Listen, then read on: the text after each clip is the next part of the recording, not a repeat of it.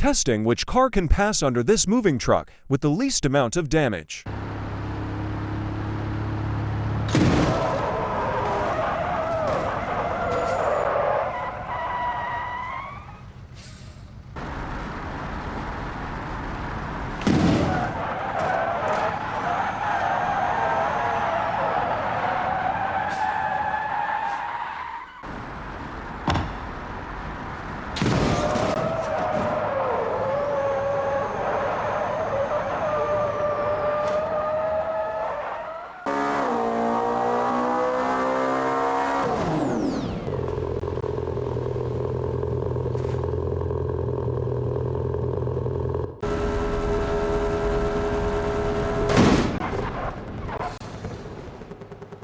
Subscribe.